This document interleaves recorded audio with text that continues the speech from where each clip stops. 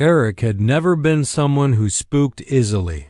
He'd lived in sketchy areas before. Tight budgets and contract work don't always leave room for comfort. So when he signed a lease for a cheap basement apartment just outside Calgary, he didn't hesitate. It was dim, windowless, and smelled faintly of damp concrete, but it was his. The kind of place where the silence felt heavy. But quiet was what he wanted. He needed focus. No roommates. No distractions. At first, the apartment seemed like a blessing. It came furnished, nothing fancy, just the basics. A worn-out leather couch, a small TV, and a bed that dipped slightly in the middle. The landlord was an older guy who didn't ask too many questions and seemed eager to get someone in there. That alone should have raised a flag. But Eric had deadlines, new clients, rent due. He unpacked quickly and tried to settle in. The first few nights were uneventful, if a little uncomfortable. The hum of the old refrigerator, the clicking furnace pipes, normal basement apartment stuff. Nothing unusual. But around the third or fourth night, something changed. It began with a sound, not loud, not alarming, just strange. While working on a client logo around 2 a.m., Eric noticed a faint scratching behind the wall next to his couch. At first, he brushed it off as maybe mice or old pipes. Old buildings creak. That's just how they are, right? But the scratching didn't stop. It wasn't constant, but it returned night after night, always in a different spot. Sometimes near the front door, other times in the bedroom. Once, while watching a late-night horror video on YouTube, he heard it directly behind the TV, like fingernails brushing sheetrock. He told himself it was animals, rats maybe, or squirrels. Gross, but not threatening. Still, he started sleeping with earbuds in and the hallway light on. Then, one night it got weirder. It was around 2:30 a.m. Eric was working late again, nothing unusual. The apartment was dead silent except for the hum of his laptop. That's when he heard it call on breathing. At first, he thought it was his own. Maybe he was just on edge. But no, this was different. It was coming from the vent in the corner. A low, labored inhale. And a slow, steady exhale. Inhale. Exhale. Like someone sitting just on the other side of the wall. Eric froze. Didn't even blink. The sound was subtle. Almost careful, like whoever was making it wanted to be quiet, but not silent. As if they wanted to be heard, but only if you were paying close enough attention. He paused his video, muted his laptop, and leaned toward the vent. For a moment, the only sound in the room was the distant ticking of the kitchen clock, and then silence. The breathing stopped the second he got close. Like it knew. Eric backed away slowly. He didn't scream. Didn't call the cops. What would he say? Hi, yeah, I heard breathing coming from my wall. Could you send someone to check my vents for monsters? No. He convinced himself it was nothing. Stress, sleep deprivation. Maybe it was the air system after all those old ducks wheezing or settling. That made sense. Kind of. But from that night on, the feeling never left him. That low buzz of unease. The idea that maybe, just maybe, he wasn't alone in the apartment. It wasn't just about what he heard anymore. It was what he felt. That sense that someone was watching. That every sound had weight. That the shadows in the corners weren't quite empty. Even in a locked apartment, even alone, Eric felt observed. Like something behind the walls was waiting, watching, listening, breathing. He stopped staying up late. started locking his bedroom door, left the TV on overnight just to fill the silence, but it didn't matter because the sounds kept coming. And whatever was behind that vent was still there. Eric didn't tell anyone what he'd seen or thought he saw that night. It sounded ridiculous, even to him, breathing from a vent, a feeling of being watched. He wasn't some wide-eyed teenager with an overactive imagination. He was 26, a freelancer who had worked through long nights and weirder situations before. Still, the apartment had changed for him. What was once quiet now felt too quiet. The silence wasn't peaceful anymore. It was expectant, like the apartment itself was waiting for something to happen. Every time Eric passed the bedroom vent, he found himself looking at it out of the corner of his eye. Just in case, he started hearing things more often. Soft thuds, scratching, the occasional tapping, as if fingernails were raking lightly across the inside of the drywall. Still, he said nothing until his friend Jake came over. Jake was a no-nonsense type, a mechanical engineering student, practical and rational. He'd helped Eric move in a few weeks ago, and today he was dropping by to help install a couple of shelves in the living room. Something about having another person in the apartment made Eric feel less on edge. For a while, things were normal. They joked around, drilled some holes, argued about shelf alignment. But while Jake was crouched near the base of the wall, measuring a level line, he suddenly paused and glanced upward. "You hear that?" Jake asked, his head tilting slightly. Eric froze. "What do you mean?" Jake pointed vaguely toward the ceiling. Sounded like whispering. "You got someone upstairs?" Eric shook his head. "Nah, place is empty. Just a utility room back there. No upstairs unit." Jake stared at the wall a moment longer. Weird. He went back to work, but the mood had shifted. Subtly, Eric didn't say anything then, but inside something dropped. That moment confirmed it. He wasn't imagining things. Later that night, the sounds returned. Eric had gone to bed early, feeling drained and tense. His bedroom, like the rest of the apartment, had one of those old, rectangular metal vents just above the baseboard. He'd started keeping a chair against it. He wasn't sure why. Just felt safer that way. But around 3 a.m., he woke up suddenly. No loud noise. No nightmare. Just that same uneasy presence. He sat up, listening.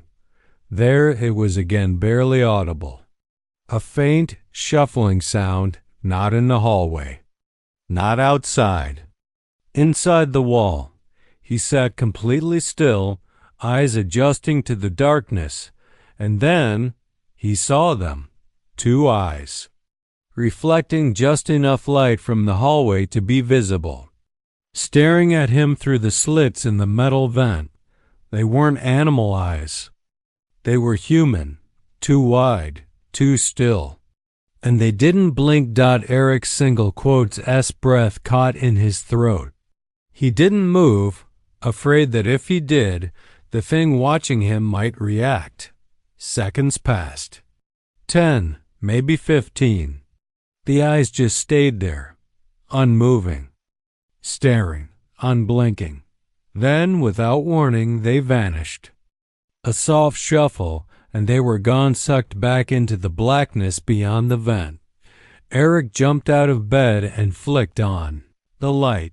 Nothing. He grabbed the chair and pushed it aside. Then, heart pounding, he knelt in front of the vent and stared inside. Blackness. No eyes. No sound, but there was a smell. It hit him like a wave. Sweat. Dirt. The unmistakable stench of unwashed skin. Someone or something had been there. Recently, Eric backed away slowly. His mouth was dry and his thoughts were racing. What the hell did he just see? Was someone living in the walls? He didn't sleep that night. The next morning, he searched the apartment for cameras, holes, anything that could explain what happened. He checked the other vents. Same narrow slits, same stale air. But no eyes. No signs. By daylight, it was easier to tell himself he'd imagined it. Maybe it had been a trick of the shadows, a dream that didn't feel like one. But deep down, he knew better, because dreams don't stare back. From that moment on, Eric lived in a constant state of unease. He barely used the bedroom anymore, choosing to sleep on the couch with the TV on low.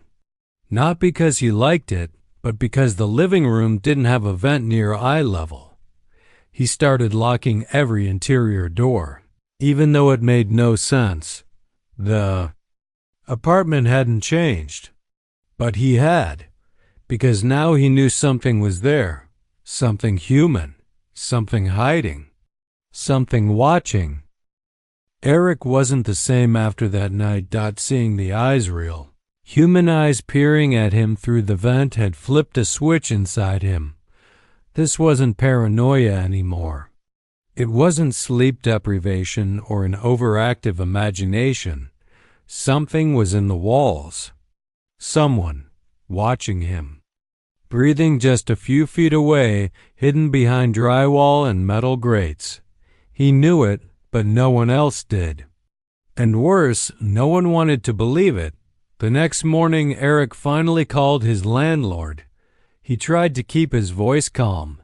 Hey, I think someone might be in the walls. A pause on the other end. Then laughter. What do you mean, in the walls? I'm serious, Eric said, pacing. There's been breathing sounds, scratching, and last night I saw eyes in the vent, more silence, then a sigh. Kid, I've been renting that place out for over a decade. Never had anything like this. It's probably just bad ductwork or mice. I know what I saw. Well, unless someone's crawling around with night vision goggles in the crawl space, which they can't. By the way, it's sealed. You're just hearing the building settle. Eric nearly slammed the phone down. He wasn't crazy. He knew. He WASN single quotes T. Eventually, the landlord relented and said he'd send someone by the next day to take a look. But that was too far off. Eric needed answers now. That night, just after midnight, he decided to check the vent himself. He moved a chair under the bedroom vent, grabbed a screwdriver, and started removing the rusted screws. It took longer then. He thought they were old, stripped, and barely holding the cover in place. Finally, with a soft clang, the metal plate came off. Eric grabbed his phone and shined the flashlight inside. What he saw made his skin crawl. The vent didn't lead to a regular duct system. Instead, it opened into a narrow, dusty crawl space between the walls, barely 2 feet wide, maybe less. Jagged wood beams crisscrossed inside. It was pitch black beyond the first few feet, but right near the edge, just where the light barely reached, he saw something. A blanket. Torn and filthy. A half-empty plastic bottle. An old, crumpled McDonald's bag with wrappers still inside. Eric's heart dropped into his stomach. This wasn't a rat's nest. Someone had been living there. He dropped the vent cover and stumbled back, breathing hard. His mind raced with questions, none of them comforting. How long had they been there? How did they get in? Were they still inside the walls right now? He didn't sleep. He didn't even sit down. He locked the bedroom door, grabbed a kitchen knife, and waited out the night on the couch with the lights on, heart pounding with every creak, every groan of the building. At 5 a.m., he called the police. He told them everything about the sounds, the eyes, the stuff in the vent. This time, they took it seriously. Maybe because of the details. Maybe because of the fear in his voice.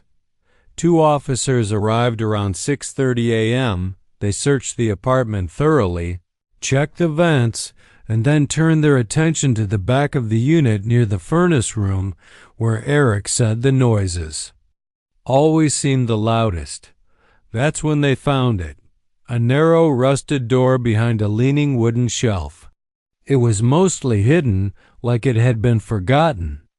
The latch was old but loose, and the air coming from behind it smelled damp and stale. One of the officers turned to Eric. "You didn't know this was here?" He shook his head. "No, I've never seen it before." They opened the door slowly, flashlights cutting through the darkness. What lay beyond was worse than Eric imagined. A narrow passageway just big enough to crawl through ran behind the apartment's inner walls. Inside, there were signs of recent life, footprints in the dust, a bundle of dirty clothes, fast food wrappers, a nearly empty bottle of water. And then they found the worst part. Taped to one of the wooden beams was a series of Polaroid photos. All of them were of Eric sleeping, eating, working, taken through the vents. From just a few feet away, Eric stood frozen, numb. It was one thing to feel watched. It was another to see proof photos of moments he thought were private, snapped without his knowledge by someone crawling just inches behind his walls. The officers looked at each other, grim. "We need to find him," one muttered, but it was already too late. The crawl space led to an outside access point. By the time they checked it, the door was cracked open. Whoever had been living in the walls was gone without a trace. But the air in the apartment still felt heavy, still felt occupied, as if something or someone wasn't quite finished. Eric didn't stay in the apartment after that. The moment the police found the crawl space, the moment they pulled out those photos, it was over. Something inside him broke. This place, that was supposed to be a quiet, affordable home, had become something else entirely. A cage, a trap, a stage with him as the unknowing star of someone else's private horror show. He packed a bag that night. Clothes, laptop, charger, left the rest. But even as he climbed into his car and started driving with no clear destination, the feeling didn't leave him. The sense of being watched. That night, he crashed on his cousin's couch, barely sleeping. Every time he closed his eyes, he saw the vents, those eyes, that darkness behind the walls. It didn't feel like he had escaped. It felt like he was being followed. The next morning, the police called with an update. They'd gone deeper into the crawl space. It ran along the entire basement level and even connected to an old storm access tunnel that hadn't been listed on any blueprints. The landlord had no idea it existed. He swore up and down no one had lived there, that it was sealed when he bought the property 15 years ago, but someone had been inside. For weeks, maybe months, there were signs nails in the beams, used matches, a pile of empty water bottles, a torn sleeping bag, and a phone, a burner. No contacts, no texts, no apps. Just a folder in the photo gallery filled with dozens of blurry pictures of Eric, all of them taken at night through vents, cracks, and holes in the drywall. Eric didn't go back. Not to pack, not to see the place one last time. He told the landlord to toss everything. But 2 days later, Eric got another call. "Hey, you pay." "This is gonna sound weird," Jake said on the line. "I stopped by your place earlier. Landlord let me in to grab that toolbox I left." "Okay." Jake hesitated. "Did you know there's another vent in the living room, behind that tall shelf by the TV?" Eric felt a chill crawl up his back. "No? Why?" Jake's voice lowered. There was something in it. Something jammed just behind the vent cover. Eric didn't speak. Jake continued. "It was a note, folded paper. Kind of dirty. Looked like it had been there a while." "What did it say?" There was a pause. "Just one line, and—" Jake's voice was quiet now, unsure. "It said, 'I watched you read this.'" Eric didn't respond. "Dude, I swear I didn't make it up. I gave it to the cops." Eric hung up soon after. He couldn't process it. Didn't want to. But the worst part wasn't the note. It wasn't even the idea that the man had been right there, behind the shelves, watching him watch TV, watching him sleep. It was the realization that he'd never seen the man's face, not clearly. Just shadows, eyes, breathing. The police never beating the. Caught him. No fingerprints, no name, no ID. Weeks passed, and eventually, Eric found another place to live, a small studio apartment above a coffee shop.